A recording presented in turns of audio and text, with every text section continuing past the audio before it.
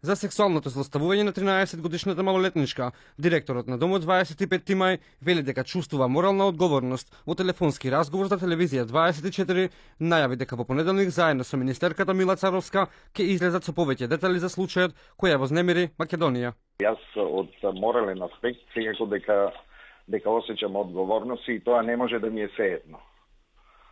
Апсолутно. Со најодговорно тврдам дека никој од установата нити бил инволвиран, нити злоупотребувал деца, нити ги намедувал на такви негативни дејанија. Сето тоа што се случувало надвор од установата. Од меѓаш апелираат на поголема одговорност од надлежните институции. Велат дека е потребна поголема грижа кога станува збор за вакви инцидентни случаи.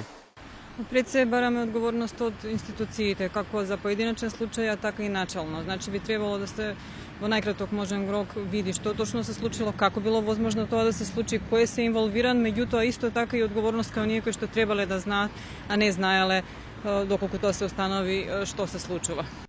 УНИЦЕФ порачува трансформирање на институциите каде се згрижени децата штитеници. Случајот со злоупотребата на малолетното девојче според Бенџамин Перкс, представник на УНИЦЕФ во Македонија, покажал дека институционална грижа не може да обезбеди соодветна заштита на децата.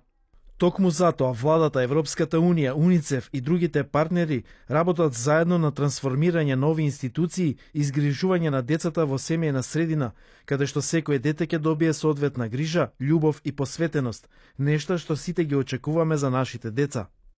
Според извештајот на Европскиот центар за правата на ромите, покрај овој случај постоеле уште два случаи кои исто така биле штитенички на домот за згрижување деца 25 мај и двете сестри биле на возраст од 13 години и 16 години. Најмалку 12 години му се закануваат на злоставувачот на девојчето од домот 25 мај. Ова го предвидува кривичниот законник, но обвинителството допрева треба да утврди против колку лица ќе се води постапка за полов напад врз малолетник кој е помал од 14 години. Од јавното обвинителство не одговорија дали веќе има оформено предмет, а министерката пак Мила Царовска вчера најави дека е формирана комисија која ќе ги истражува наводите за сексуалното малтретирање на девојчето од домот 25 мај, а за повеќе детали околу тоа кој ќе сноси одговорност најави за во понеделник.